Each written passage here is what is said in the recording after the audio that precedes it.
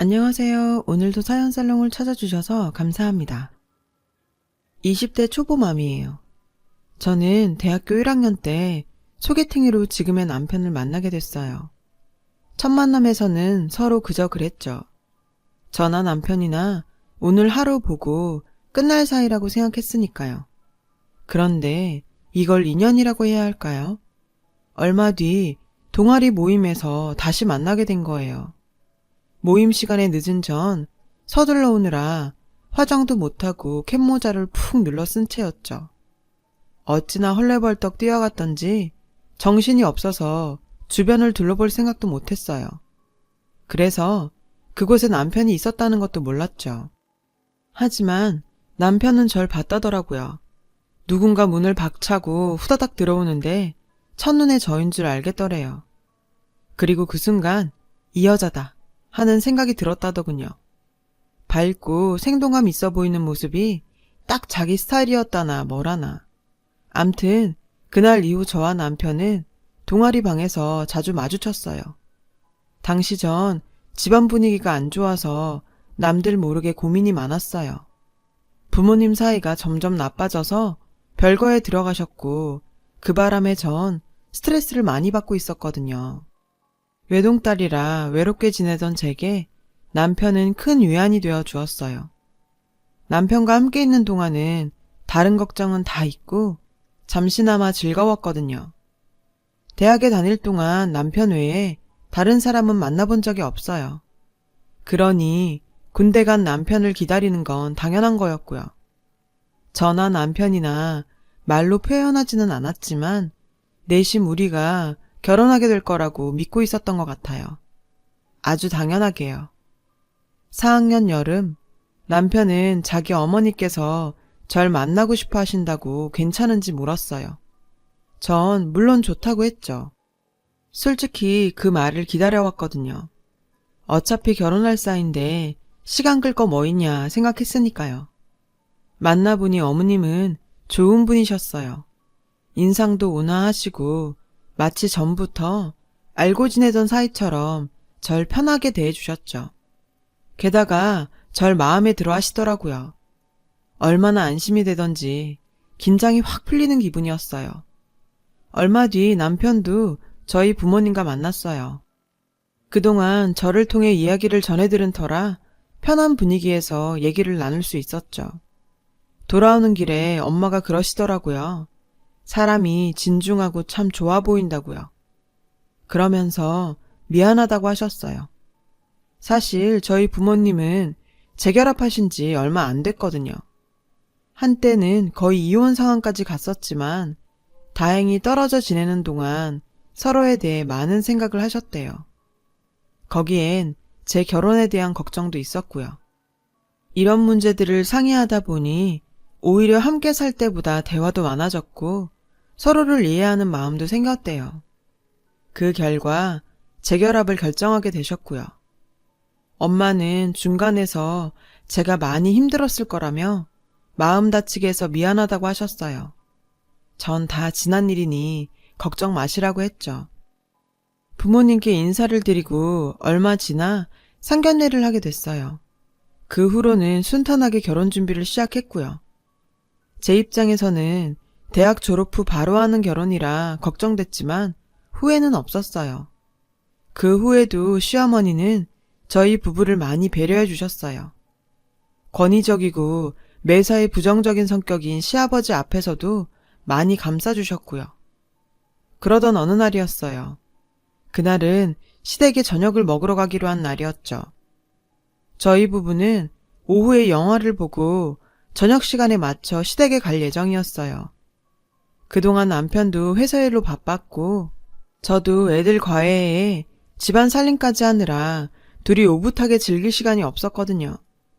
간만에 재미있게 영화를 보고 나온 우린 영화관에서 꺼두었던 휴대폰을 켰어요. 근데 그 사이 부재 전화가 엄청 와 있더라고요. 문자도 수십 개나 와 있고요. 녹음된 음성을 듣던 남편은 사색이 됐어요. 어머님이 쓰러지셨으니 빨리 병원으로 오라고 도련님이 남긴 음성이었거든요. 저희는 너무 놀라 그 길로 곧장 병원으로 향했어요. 병원으로 가는 차 안에서 남편은 얼굴이 하얗게 질린 채 아무 말도 없었어요. 전 아무 일 없을 거라며 남편 손을 꼭 잡아주었죠. 달리 무슨 말을 할 수 있겠어요. 그저 곁을 지켜주는 것밖엔. 우리가 극장에만 가지 않았다면, 그랬다면 어머님 무사하셨을까? 자꾸 후회가 됐어요. 우리가 즐겁게 보낸 그 시간이 이렇게 죄스럽게 느껴질 수가 없더라고요. 병원에 도착해보니 어머님은 응급조치를 마치고 중환자실에 누워 계셨어요. 저희를 보자 도련님은 왜 이제야 왔냐고 화를 냈어요. 왜 이제야 오는 거야? 아버지도 형도 연락은 안 되지. 내가 얼마나 무서웠는지 알아? 엄만 다 죽어가는데 뭐하다 이제 와? 결국 도련님은 울음을 터뜨렸어요. 도련님 말에 따르면 일 끝나고 집에 와보니 어머님이 가슴을 움켜쥐고 주방에 쓰러져 있더란 거예요. 의사는 심근경색이라며 발견이 늦어서 마음의 준비를 하라고 했다는군요. 갑작스러운 상황에 황망하기만 했어요. 분명 아침나절만 해도 평소와 다를 바 없던 어머님이 돌아가실지 모른다니 도저히 믿을 수가 없었죠. 그런데 이 와중에도 아버님은 보이지 않더라고요. 우린 밤새 중환자실 앞에서 뜬 눈으로 밤을 새웠어요. 날이 밝자 아버님은 오셨고 잠시 뒤 어머님은 결국 세상을 떠나셨어요. 어머님의 죽음을 슬퍼할 겨를도 없이 우린 장례를 진행해야 했어요. 그 바람에 아버님이 지금껏 어디서 무얼 하셨는지는 물어볼 겨를도 없었죠. 모두들 제정신이 아니었으니까요.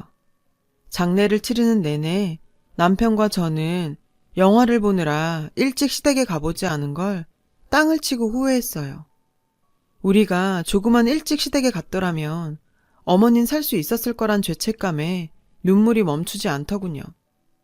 그렇게 눈물 속에 어머님을 떠나보내고 일주일 정도 지났을까요? 아버님이 저희를 집으로 부르셨어요. 저희는 어머님 유품 정리 때문에 그러시는가 하고 별 생각 없이 시댁으로 향했죠. 그런데 시댁에 도착한 저희는 너무 놀라 입을 다물지 못했어요. 글쎄 아버님 옆에 처음 보는 아주머니가 찰싹 붙어있지 뭐예요. 아주 제 집인 양 말이에요. 인사들 해라. 앞으로 니들 어머니 될 사람이다. 생각보다 빨리 너희한테 소개하게 됐구나. 얼른 얼굴 익히고 친해졌으면 한다. 남편과 도련님은 화가 나서 어쩔 줄 모르는 것 같았어요. 며느리인 저도 황당했으니 당연하죠. 어머니 가신 지 일주일밖에 안 됐는데 새어머니라뇨. 도저히 아버님이 이해가 안 갔어요. 알고 보니 아버님은 어머님이 살아계실 때에도 그렇게 바람을 피시고 집에도 잘 안 들어와서 어머님 속을 그렇게 썩이셨더라고요. 그때였죠. 아주머니가 천연덕스럽게 안방으로 들어가 어머님 장에서 자기 옷을 꺼내 입고 나오자 도련님이 버럭 소리를 질렀어요. 이게 대체 뭐 하는 짓이에요? 형수님 보기 부끄럽지도 않아요? 사람이 돌이란 게 있죠. 어떻게 엄마 장례 끝난 지 며칠도 안 돼서 이럴 수가 있어요? 어떻게 이렇게 뒤통수를 치냐고요? 도련님은 펄펄 뛰다가 결국 집을 뛰쳐나가고 말았어요. 저희도 더는 그 자리에 있고 싶지 않았어요. 저리도 뻔뻔한 노년 커플이라니요. 남편도 아버님께 이러시는 거 아니라고 화를 내곤 저를 데리고 시댁을 나왔어요. 그렇게 한 달쯤 지났나요? 저는 임신을 하게 됐어요. 너무도 기다렸던 아이였기에 기쁨도 컸죠. 마음에 내키진 않았지만 일단 시아버님께 이 사실을 알리는 게 도리인 것 같아 아버님께 전화를 했어요. 전화를 받으신 아버님은 대뜸 왜 자기한테 전화하냐며 새어머니한테 하라고 역정을 내시지 뭐예요. 건방지게 며느리가 시아버지한테 전화한다고 뭐라고 하시는데 순간 이게 그렇게 못할 짓인가 싶더라고요. 사실 저는 새어머니와 한 번도 통화를 해본 적도 없고 하고 싶지도 않았거든요. 하지만 다른 일도 아니고 손주를 임신했다는 소식인지라 큰맘 먹고 전화를 했어요. 새어머니는 전화를 받자마자 제 얘기는 듣지도 않고 집으로 오라시는 거예요. 무슨 일이냐고 물었더니 물김치를 해야겠대요. 어머니, 실은 제가 임신을 했는데요. 8주 차래요. 의사 선생님이 지금은 안정이 필요하대서 계속 누워있거든요. 얘, 누군 임신 안 해봤니? 처음엔 의사들이 겁주느라고 다 그렇게 말해. 네가 그렇게 네 몸이 신경 쓰인다면 알아서 해라. 누가 너 일 시킨다니? 김치 주려고 부르는 거지. 저는 이 얘기를 남편한테 할까 하다가 말았어요. 안 그래도 아버님하고 사이도 안 좋은데 새어머니에 대해 이러쿵저러쿵 할 필요는 없잖아요. 그런데 알아서 하라던 새어머니가 문자를 보내셨지 뭐예요. 자신은 이전 시어머니랑은 다르다며 어른이 부르면 일단 오는 게 도리라고 계속해서 닭달 문자를 보내셨어요. 미운이 고운이 해도 이제 시어머니를 모셔야 될 사람이라 할 수 없이 과일을 사들고 시댁으로 갔어요. 그런데 일 안 시킨다던 새어머니는 저를 보자마자 기다렸다는 듯 앞치마부터 주시더군요. 어른이 시키는데 안 한다고 할 수 없어서 하는 수 없이 앞치마를 메고 주방으로 들어갔어요. 그런데요, 결과가 어땠는지 아세요? 결국 그 물김치 저 혼자 다 했어요. 새어머니는 해본 적도 없는 저한테 이거 넣어라 저거 넣어라 입으로 명령만 하셨고요. 그리고는 마지막에 간을 보시더니 얼굴을 찌푸리는 거예요. 맛이 없다나요? 전 시키는 대로 했을 뿐인데 그게 제 탓은 아니죠. 그래도 혹시 몰라 뭘 잘못 넣었나 싶어 양념통을 살피는데 너 손맛이라는 거 모르니? 네가 손맛이 없는 거야. 내가 잘못 가르쳐준 게 아니고. 큰애, 집에서 밥은 제대로 해먹이니? 에휴, 안 되겠다. 넌 살림부터 다시 배워야겠어. 어머니, 저도 저희 집 일은 잘해요. 오빠도 제가 하는 음식 잘 먹고요. 가끔 오빠가 할 때도 있지만 웬만한 건 제가 다 한다고요. 너는 제대로 가르쳐주겠다는데 무슨 말이 그렇게 많아? 결혼한 지가 언젠데 아직 이 모양이면서 제대로 배워서 할 생각을 해야지. 너 전에 시어머니한테도 이랬니? 따박따박 따지고 대들었어? 당연히 아니죠. 저희 어머님은 당신처럼 이러지 않으셨으니까요. 라고 말하고 싶었지만 꾹 참았어요. 그나저나 계속 서서 일을 했더니 몸이 천근만근이더라고요. 어디라도 잠깐 걸터 앉고 싶었지만 새어머니가 쉴 틈도 없이 혼내시는 바람에 그러지도 못했어요. 그리고 네가 잘해야 네 남편도 아버지랑 화해할 게 아니야. 내 말은 너라도 들락거리면서 둘 사이에 다리를 놓으란 거다. 왜 그렇게 어른 마음을 몰라? 저는 알겠다고 했어요. 남편이 계속 아버님과 불편한 관계로 지내는 건 저도 원치 않으니까요. 하지만 새어머니가 그런 말을 할 입장은 아니지 않나요? 정말 할 말은 많았지만 뱃속에서 우리 콩콩이가 듣고 있어서 또 입 꾹 다물었습니다. 혹시라도 아이한테 나쁜 마음이 전해질까 좋게 생각하려고 애쓰면서요. 새어머니는 그 후로도 자주 저를 부르셨어요. 이유는 여러 가지였죠. 남편 옷을 사놨다, 반찬을 해놨다, 과일 선물 들어온 거 가져가라 등등. 하지만 막상 가보면 그게 다 저 일 시키려는 핑계였더라고요. 옷도 제가 가서 주문을 해야 했고 반찬도 제가 만들어야 했고 모든 게 다 제 몫이었죠. 어쩔 땐 시댁 저녁 준비도 제가 했어요. 새어머니는 그때마다 나름의 이유는 되셨죠. 네 남편 취향을 모르니 어쩌니 네가 골라야지. 반찬은 또 어떻고요. 네 남편 식성을 내가 아니? 그러니 네가 간을 봐야지. 하지만 결국 제가 만든 반찬은 죄다 시댁 저녁상에 올라갔어요. 생각해보면 이런 걸로 불평하는 것도 웃기긴 해요. 반찬 몇 개 만드는 게 무슨 대단한 시집살이라고 제 몸이 좀 힘들면 되죠. 그렇게 한동안 시댁에 들락거리다 보니 어느새 산부인과 진료날이더라고요. 의사 선생님은 요즘 활동을 많이 하냐시며 답답하더라도 집에서 안정을 취하라고 하시더군요. 누군 안 쉬고 싶나요? 새어머니가 불러대니 그런 거죠. 어쨌거나 시댁에 가서 일하는 게 저에겐 스트레스가 됐어요. 새어머니는 제 임신에 딱히 관심이 없는 것 같았어요. 한 번도 몸은 괜찮냐, 병원에서는 뭐라고 하냐, 이런 말씀은 일절 없었죠. 피 한 방울 안 섞인 남이라 그런가 봐요. 그래서일까요? 돌아가신 어머님 생각이 많이 나더라고요. 우리 어머님이 살아계셨다면 손주 볼 생각에 얼마나 좋아하셨을까요? 제 몸 걱정도 많이 해주셨을 테고요. 이런 생각에 종종 울적해지곤 했어요. 시간이 흘러 저는 임신 13주차가 되었어요. 그간 새어머니 때문에 스트레스가 많이 쌓였던 건지 저는 몸 상태가 안 좋았어요. 그때 새어머니한테 전화가 왔어요. 대뜸 이제부터 매달 자기한테 용돈을 보내라는 거예요. 기가 막혔죠. 어머니, 그건 어려울 것 같아요. 아직 오빠 마음이 풀리지도 않았고 저희가 용돈을 매달 드릴 만큼 형편이 되지도 않아요. 태어난 아기를 위해서 준비도 해야 하고요. 그랬더니 뭐라는지 아세요? 듣자하니 너는 취직도 안 하고 졸업하자마자 결혼했다던데 요즘 애들 치고 참 구식이다. 어떻게 남편 혼자 벌어먹이게 하니? 놀고 먹는다고 타박을 하시길래 저도 애들 거해하면서 생활비 보태고 있다고 말했어요. 지금은 임신 중이라 쉬고 있지만 애 낳고 나면 다시 일할 거라고요. 그랬더니 새어머니는 과외 다시 시작하면 그때는 꼭 용돈을 보내라네요. 아니, 아무리 시부모라고 해도 어쩜 이렇게 용돈을 당당하게 요구해요?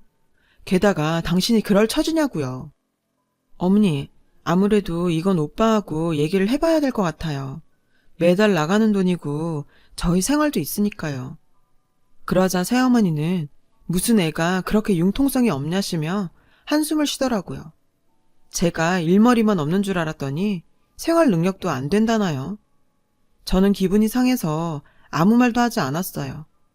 새어머니도 제 기분을 눈치채셨는지 어른이 듣기 싫은 말 좀 했다고 뾰로통 한다며 전화를 확 끊으시더군요.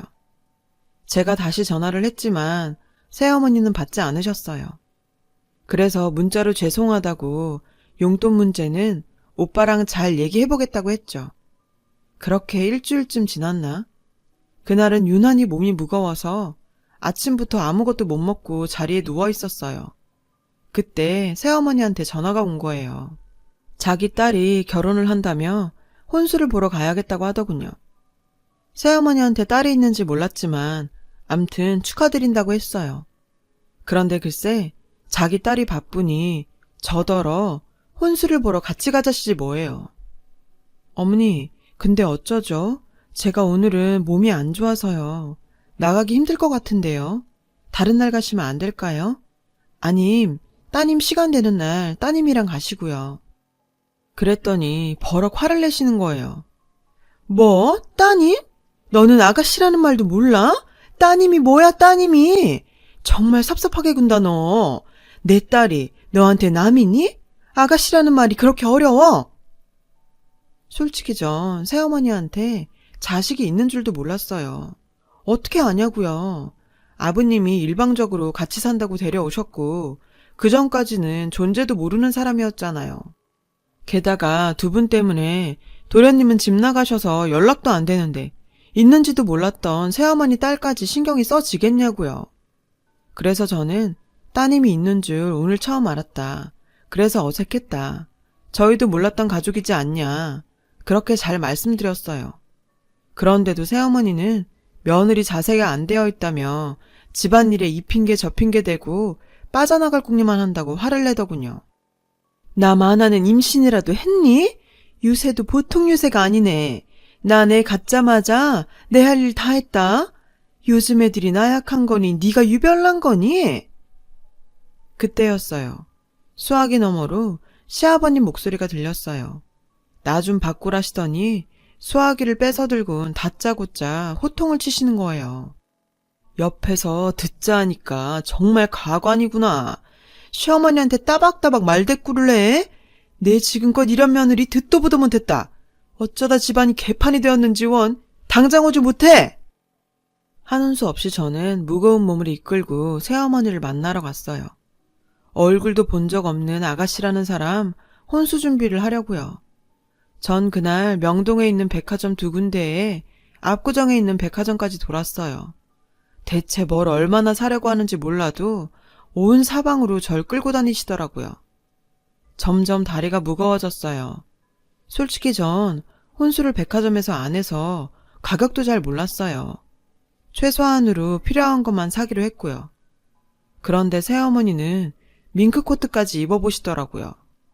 원래는 신랑 어머니만 해주는데 자기도 받기로 했다나요. 이것저것 입어보느라 아주 신이 났더라고요. 제 이마에선 식은땀이 연신 흘렀어요. 아침부터 아무것도 못 먹은 데다 무거운 몸으로 많이 걸은 탓이죠. 다리도 퉁퉁 부었고요. 나중엔 정신까지 몽롱하더라고요. 그때 새어머니가 이제 당신 옷을 사신다며 어서 가자고 하시는데 저는 무슨 정신으로 새어머니를 따라다녔는지 기억도 안 나요. 나중엔 정말 무거운 다리를 질질 끌고 다녔다니까요. 새어머니는 무거운 옷보따리를 한 짐 저에게 안기시고는 명동에 있는 백화점으로 다시 가시자며 주차장으로 향했어요.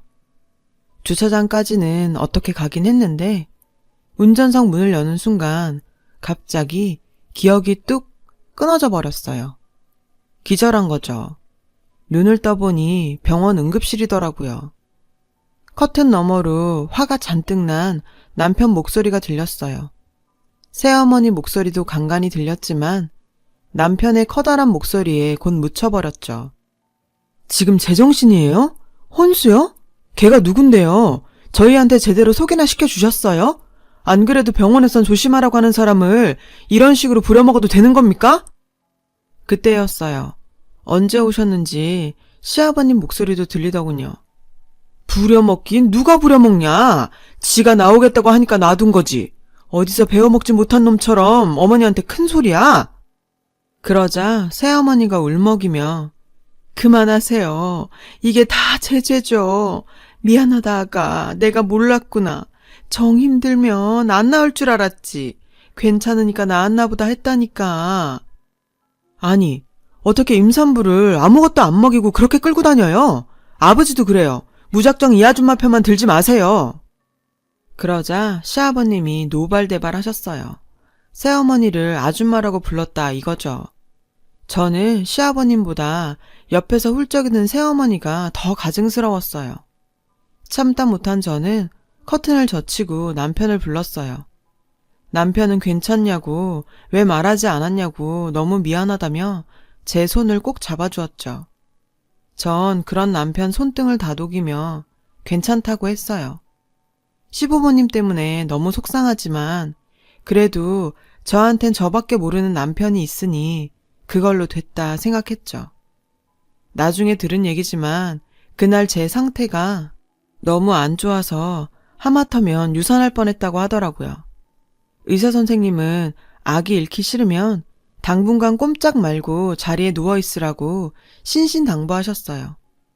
그날 소동은 그렇게 끝이 났고 남편은 시부모님께 앞으로는 우리 부부 누구도 그 집에 발도 들이지 않겠다고 선언을 했어요.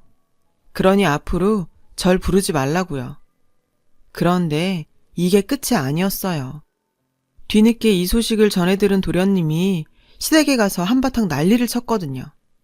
엄마 돌아가시자마자 여자를 들이더니 이젠 형수까지 죽일 셈이냐고 앞으로 얼굴 볼 일 없게 제발 조용히 사시라고 했다네요. 그 바람에 아버님은 뒷목을 잡으셨고 새어머니는 주저앉아 신세한탄을 하며 대성통곡을 했다지 뭐예요.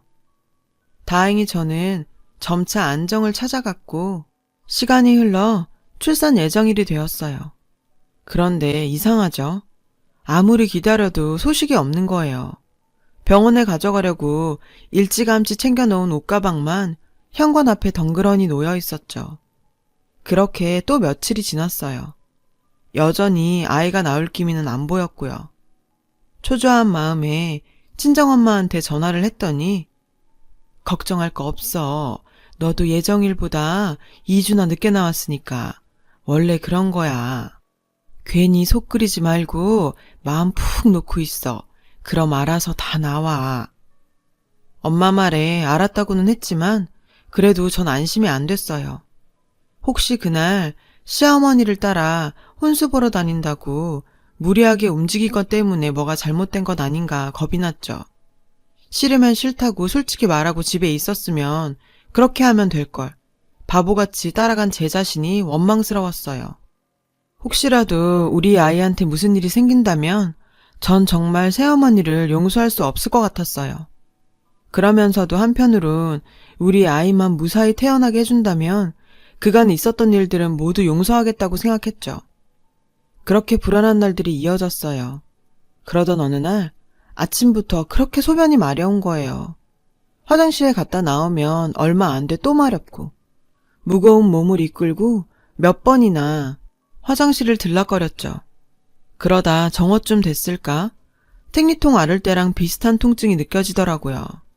그런 통증이 5분 간격으로 느껴지는데 정말 미치겠더라고요. 친정엄마한테 전화를 걸어 통증 얘기를 했더니 다짜고짜 남편을 바꾸라네요. 남편이 전화를 받자마자 엄마 목소리가 전화기를 뚫고 나왔어요. 정은이 데리고 당장 병원으로 가. 그렇게 전 부른 배를 부여잡고 병원으로 향했어요. 병원에 도착하고 1시간도 안 돼 아이를 낳았죠. 예쁜 딸이었어요. 동그란 얼굴에 선한 인상. 돌아가신 어머님을 꼭 닮았더라고요. 남편도 아이를 보자 어머님 생각이 났는지 눈시울이 붉어졌죠. 살아계셨다면 모르긴 해도 어머님이 제일 좋아하셨을 거예요. 자신을 닮은 손녀딸을 안고 덩실덩실 춤을 추셨을지도 모르죠. 살아계셨다면 말이에요. 3, 7일이 지나고 저도 조금씩 움직이기 시작하던 무렵이었어요. 새어머니한테 전화가 왔더라고요. 전 제가 출산한 걸 알고 전화를 하셨나 했어요. 그런데 넌 어떻게 된 애가 전화 한 번을 안 하니? 시부모가 살았는지 죽었는지 궁금하지도 않아? 꼭 이렇게 시애미가 전화를 해야겠어? 그깟 일 좀 시켰다고 꽁해가지고는 영영 연락도 끊을 셈이었니? 어쩜 그렇게 매정하니? 그래, 지난 일 들춰낸들 뭐 하겠니? 나이 든 내가 용서하고 넘어가야지. 암튼 그건 그렇고 오늘 중으로 돈 좀 붙여라. 생활비가 떨어져서 시장 볼 돈도 없구나. 기가 막혀서. 새어머니는 시간이 흘러도 변한 게 하나도 없더라고요. 어쩜 그렇게 뻔뻔한지. 근데요, 희한하죠. 예전엔 어른들한테 혼나는 게 두려워서 내 몸 아파도 일단 하라는 대로 하고 그랬거든요.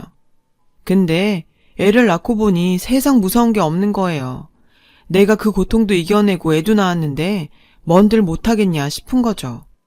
그래서 간만에 목 좀 풀었어요. 저기요, 누가 시어머니라는 거죠? 죄송하지만 저희 시어머님은 돌아가셨는데요. 혹시 저희 시아버님과 동거하시는 분이신가요? 그렇다면 더욱 시어머니라고는 못 불러드리겠네요. 두 분 아직 혼인신고도 안 하셨잖아요. 제 말에 새어머니는 말문이 막혔는지 꺼억거리는 소리만 내시더군요. 너 미쳤니? 이게 어따 대고 저기요? 너 지금 나하고 한번 해보자는 거야? 네, 해보자는 겁니다. 저요, 이제 무서울 거 없어요.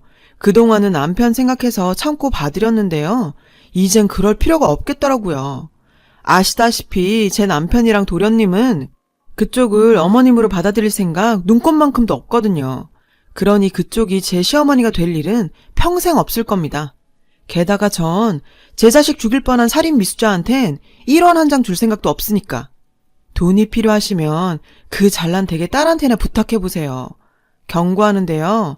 한 번만 더 저한테 전화해서 돈 달라고 하시면 저 그땐 정말 가만 안 있습니다. 아셨어요?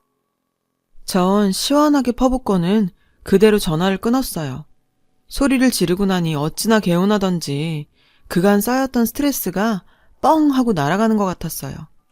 진작 이럴 걸 지금껏 왜 바보같이 참기만 했는지 후회가 되더라고요. 퇴근하고 돌아온 남편한테 이 얘기를 했더니 남편은 자기 속이 다 후련하다고 잘했다고 하더군요. 아참, 전에 밍크까지 받고 결혼시킨다던 새어머니 딸 말이에요. 글쎄, 결혼한 지 1년도 안 돼서 깨졌다더라고요. 지금껏 제 손으로 10원짜리 한 장 벌어본 적 없는 그 딸은 결혼해서도 집에서 빤빤히 놀면서 남편 월급으로 기사까지 부리며 호빠에 드나들었대요. 그러다 시부모한테 딱 걸렸고요. 게다가 젊은 호스트한테 남편 카드로 긁은 명품 시계까지 갖다 바친 게 들통나서 바로 이혼당했고요. 자신이 유책 배우자인데다 혼인 기간도 짧아서 위자료도 한 푼 못 받고 오히려 남편 카드 긁어서 산 명품 시계값까지 물어줘야 해서 난리더라고요. 평생 엄마 등골만 빼먹고 살았으니 카드값 물어줄 돈이 어디 있겠어요. 새어머니가 다 물어주게 된 거죠. 그래서 생활비 없다고 저한테 전화를 했던 거였죠. 딸 빚 갚아주려고요. 불과 2년 사이에 희노애락을 다 겪은 우리 부부는 지금부터 제2의 인생을 살려고 해요. 지금까지는 누군가의 자식이었지만 이젠 한 아이의 엄마 아빠로 말이에요. 살다 보면 힘든 고비도 있고 감당하기 힘든 시련도 있겠지만 그래도 부모의 이름으로 굳세게 살아보려고 합니다. 여러분도 저도 화이팅이에요. 지금까지 제 사연을 들어주셔서 고맙습니다. 여러분, 사연 댓글에 응원과 현명한 조언 부탁드려요. 좋아요와 구독은 저에게 큰 힘이 됩니다. 오늘도 좋은 일 가득하세요.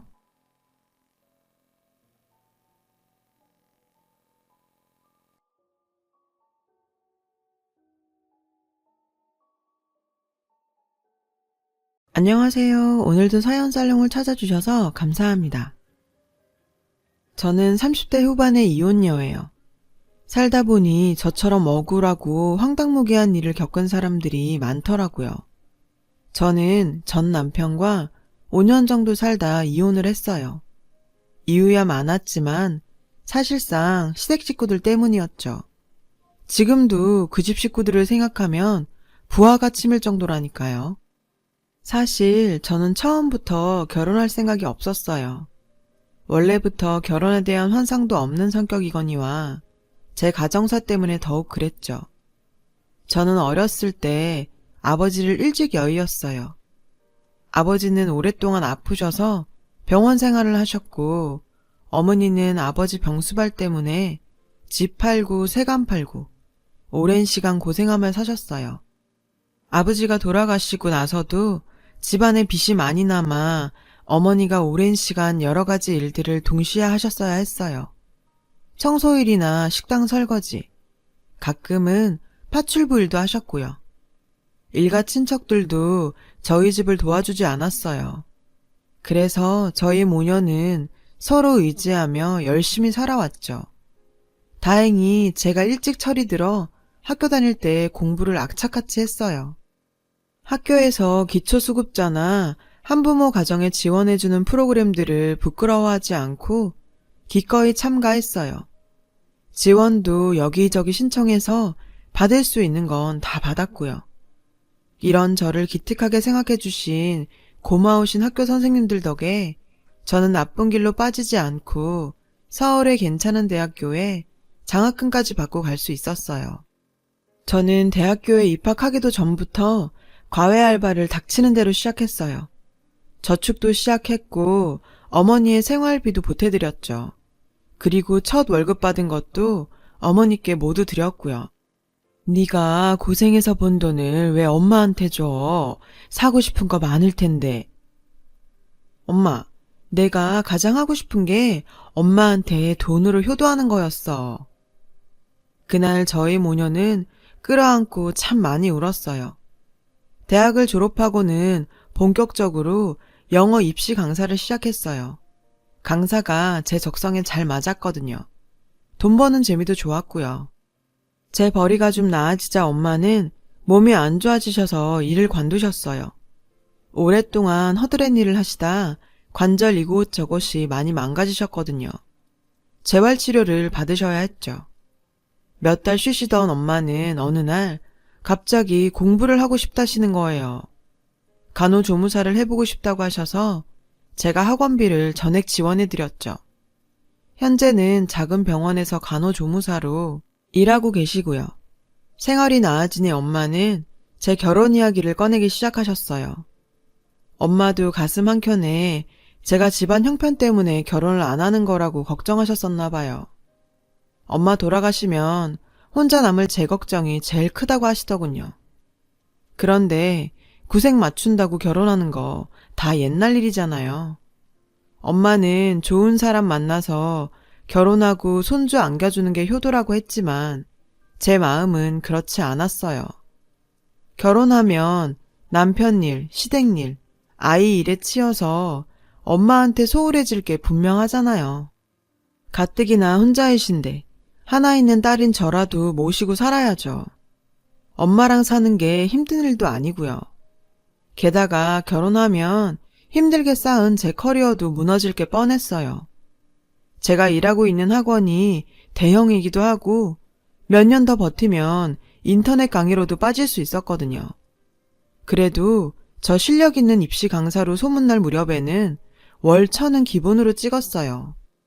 수능 막바지에는 2배, 3배는 훌쩍 넘게 벌었고요. 수액도 맞고 하루 4시간 이상 못 잤지만 몸이 고단한 만큼 보람이 더 컸어요. 그리고 저에게 쓰는 씀씀이도 후해졌죠. 어렸을 때 하고 싶어도 돈 때문에 포기한 게 많았거든요. 가끔 친구들과 만나면 강남에 좋은 와인바에 갔어요. 지금 생각해보면 왜 하필 거기 갔는지 시간을 되돌리고 싶을 지경이네요. 그날은 제 친구 중 한 명의 생일이었어요. 신나게 떠들면서 노는데 어떤 남자가 저희 테이블에 오더라고요. 합석해도 되겠냐고. 당연히 저희는 매몰차게 거절했죠. 그런데 돌아갈 거라 생각했던 그 남자가 이번에는 정중히 사과를 하더라고요. 그쪽이 너무 마음에 들어서 제가 그냥 가면 평생 후회할 것 같아요. 얘기라도 나눌 수 없을까요? 그 남자가 마음에 들어한 건 저였어요. 전 좀 떨떠름했죠. 하지만 그날 분위기도 너무 좋았고 친구들도 한번 얘기라도 해보라고 극성이었어요. 결국 저는 그 남자에게 번호를 줬고 연인으로 발전하게 되었습니다. 자기 자랑은 아니지만 솔직히 저 어디 가서 빠지는 외모는 아니거든요. 실제로 학창시절에도 인기 많았고요. 지금도 어디 가면 항상 예쁘단 소리 듣는 편이에요.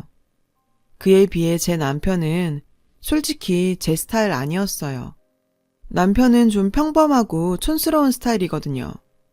끌고 다니는 외제차나 입고 다니는 옷 보면 돈은 아주 많아 보였지만 전 솔직히 그냥 세련되고 몸 좋은 남자 좋아해요. 그런데 알고 보니 남편은 제가 다니는 대형 학원의 건물주에다 작은 사업체도 운영하는 사장이었어요. 학원 건물 말고도 서울 시내에 건물이 몇 개 더 있다고 하고요. 남편의 조건도 꽤나 괜찮았고 성격도 저와 잘 맞았어요. 그런데 남편과 제가 1년 남짓 연애를 했을 때였죠. 어느 날 남편이 결혼 얘기를 꺼내더군요.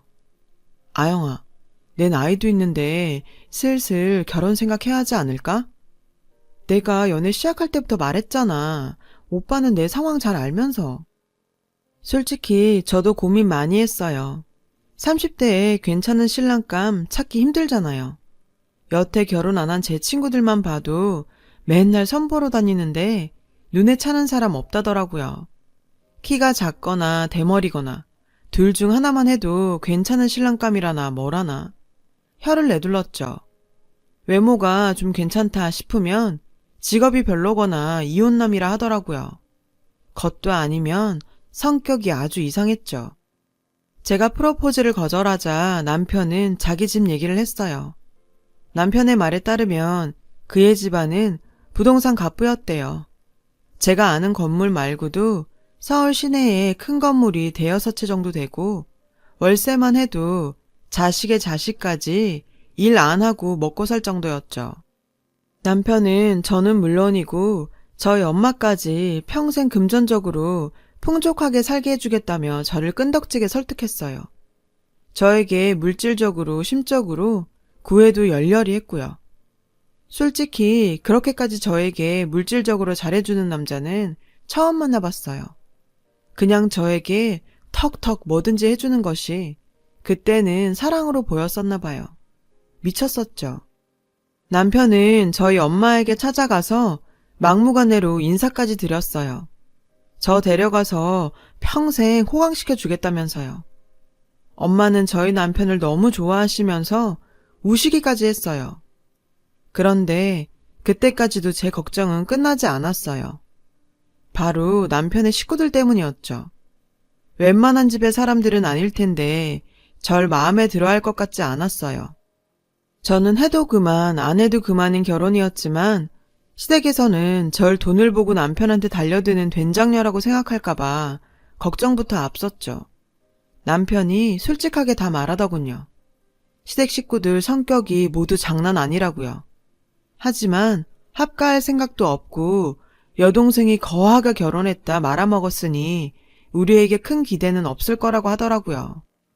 결국 시간이 어찌어찌 흘렀고 저는 남편의 프로포즈를 받아들였어요. 그때 처음으로 시누이를 만났고요. 와, 정말 성형 많이 했더군요. 눈은 있는 대로 다 쬐고요. 몇 번을 찝었는지 가까이서 보면 수술 흉터가 보여요. 거기에 코 수술, 입술 필러, 이마는 또 어찌나 빵빵한지 성형이야 자유니까 그러려니 했어요. 시누이는 백수예요. 외국에서 패션 디자인 전공했지만 직장은 다녀본 적이 없대요. 굳이 일해봤자 지방 건물에서 나오는 월세에 비하면 쥐똥이라면서요.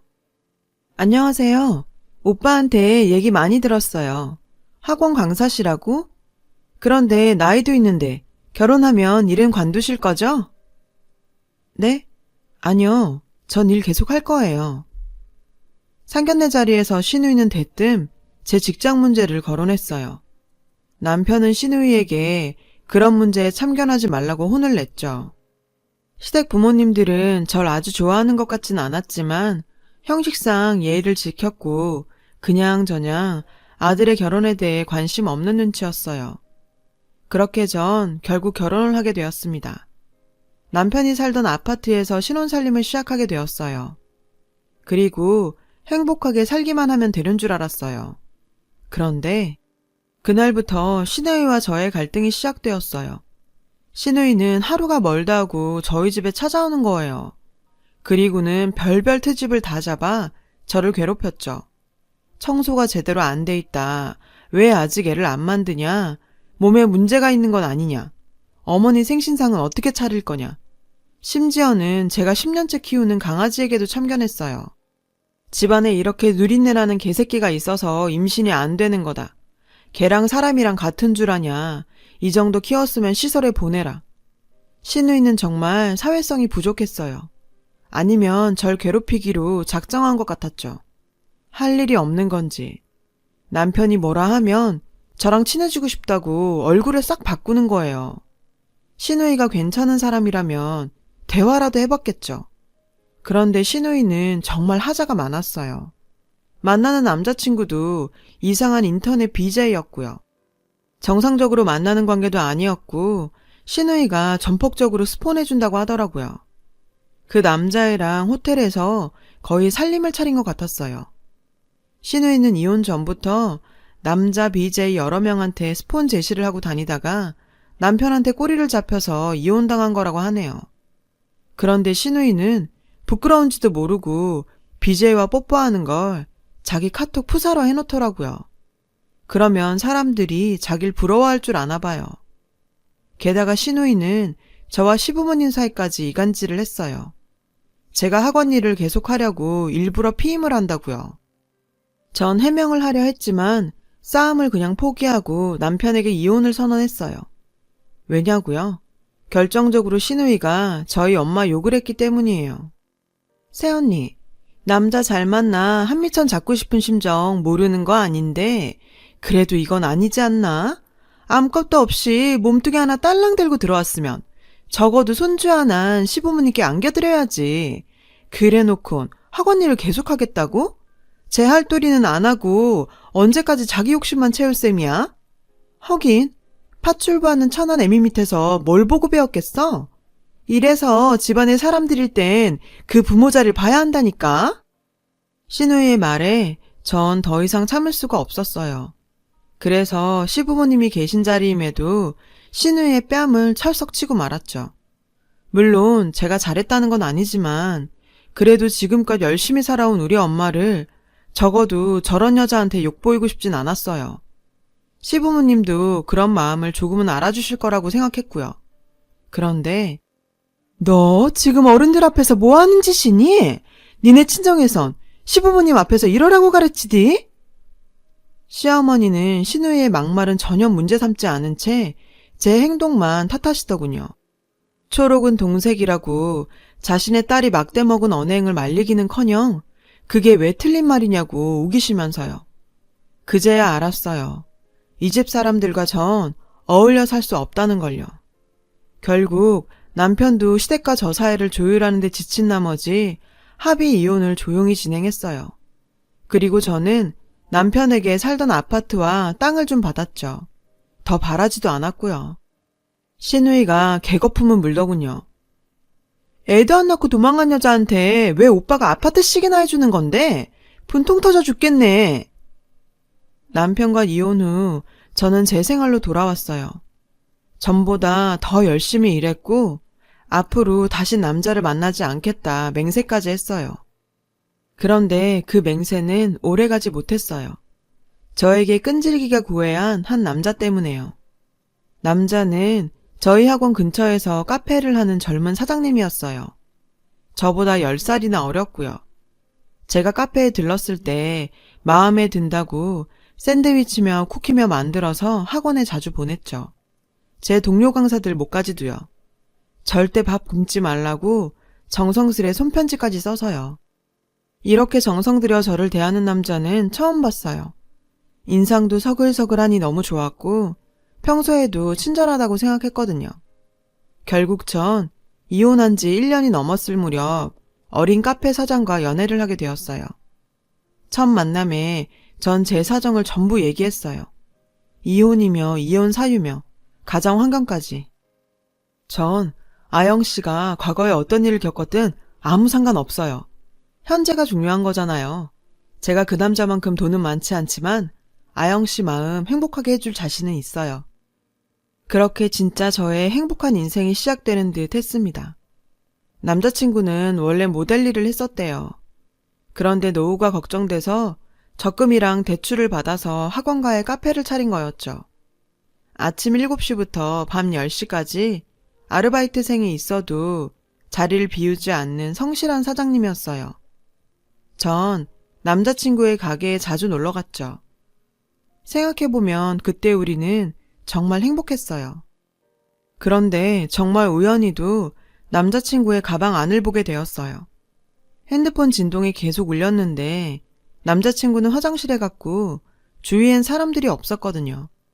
결국 전 남자친구의 가방을 열어보게 되었죠. 그런데 거기에 핸드폰이 한 대 있지 뭐예요. 절대 남자친구의 핸드폰은 아니었어요.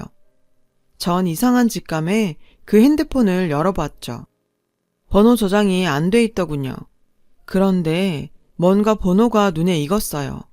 그때 남자친구가 자리로 왔고 전 그에게 전화가 왔었다고 말했죠. 근데 남자친구가 예민하게 굴더군요. 지금 뭐 하는 거야?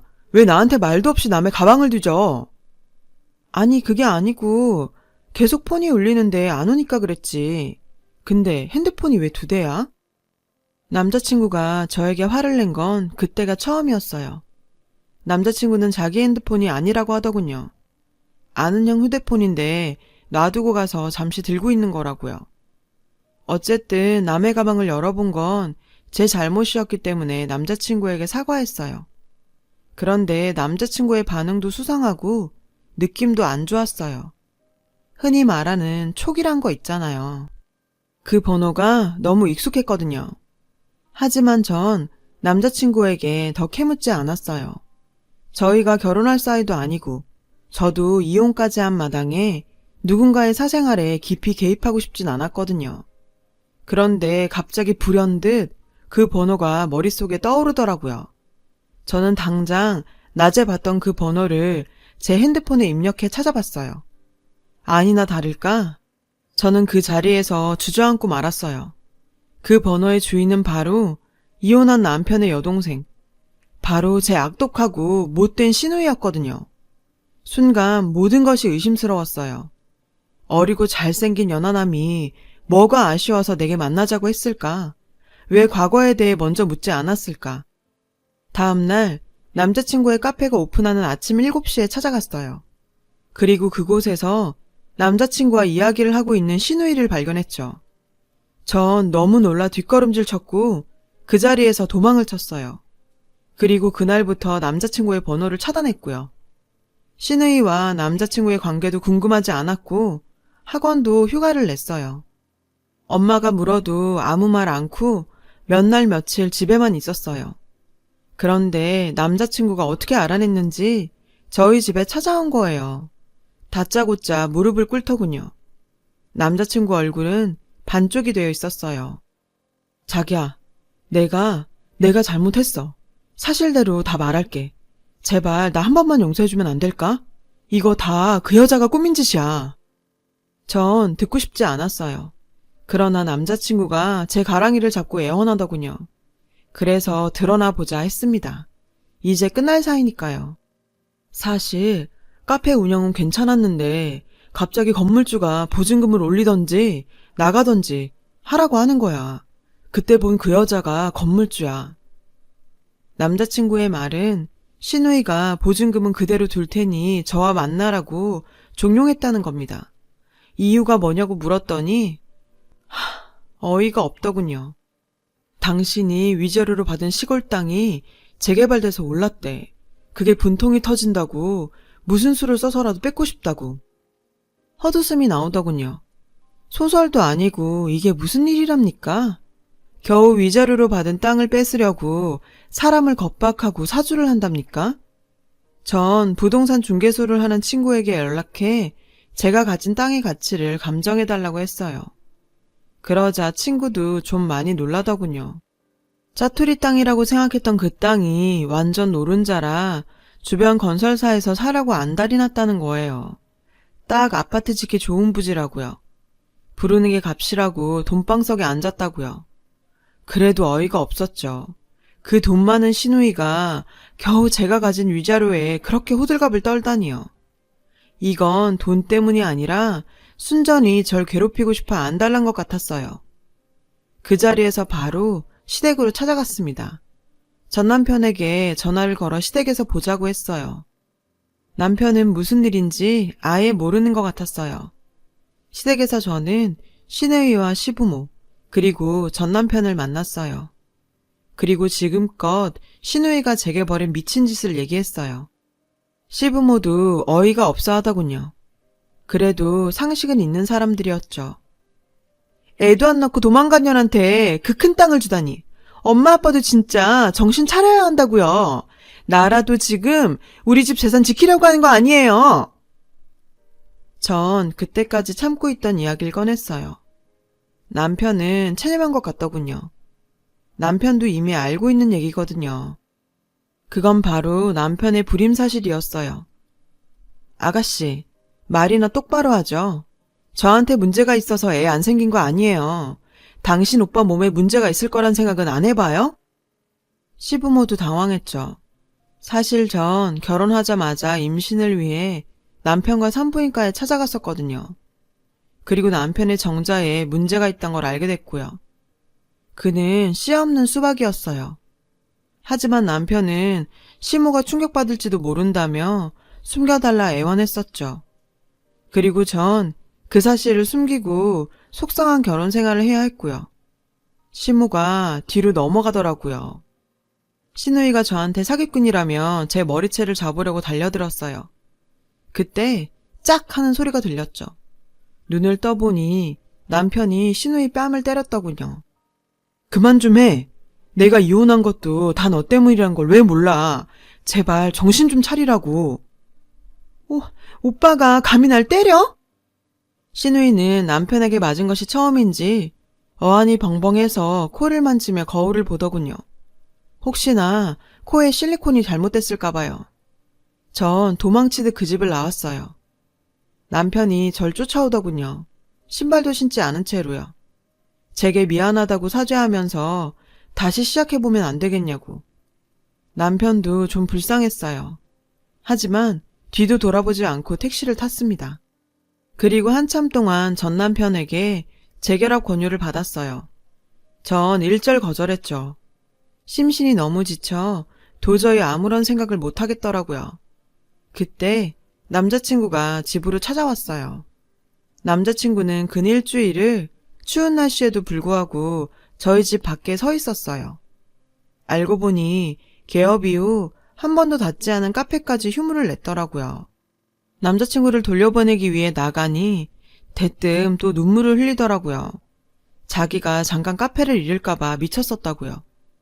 처음엔 그냥 호기심에 접근했는데 이제는 절 너무 좋아하게 됐답니다. 그날 신우이를 만난 것도 이 모든 걸 거절하기 위해서였다고 하네요. 남자친구는 신우이의 제안을 거절한 이후 받은 문자들을 보여줬어요. 정말 악독한 인간이더군요. 온갖 추잡스러운 10원짜리 욕에 협박성 문자가 수백 통이었죠. 저 때문에 이 사람까지 신우이랑 얽혔다는 사실에 미안한 마음까지 들 정도였어요. 한숨만 나왔죠. 결국 저는 이 사람의 손을 들어줬어요. 비록 신우이로 인해 얽힌 인연이지만 놓치고 싶지 않았거든요. 그리고 그 사람은 지금까지 저와 예쁜 사랑을 하고 있어요. 나중에 들어보니 신우이가 제게 그런 짓을 한 데에는 정말 어이없는 이유가 있었어요. 바로 쓸데없는 질투 때문이었죠. 제가 성형을 하나도 하지 않아서였어요. 신우이가 제 사진을 보면서 자기 얼굴이랑 수시로 비교를 했나 봐요. 희한한 게 제가 연예인 정도의 외모도 아닌데 말이에요. 쓸데없는 질투는 사람을 참 추하게 만드는 것 같아요. 어쨌든 전 그 이후로 한 번도 신우이나 남편을 만난 적이 없어요. 신우이가 인터넷 BJ랑 결혼하려고 준비까지 다 했다가 사기당했다고 하네요. 그 덕에 시부모가 신우이 앞으로 준 건물도 날아갈 처지고요. 전 여태껏 권선징악이라는 말을 믿은 적이 없는데 신우이를 보니 틀린 말은 아니지 싶어요. 저도 이번 일을 반면교사 삼아 쓸데없는 것들에 눈이 멀어서 나와 타인의 인생을 망치는 일이 없도록 정신 바짝 차리고 살아보려 합니다. 지금까지 긴 제 사연 들어주신 분들께 감사드려요. 행복하세요. 여러분, 사연 댓글에 응원과 현명한 조언 부탁드려요. 좋아요와 구독은 저에게 큰 힘이 됩니다. 오늘도 좋은 일 가득하세요.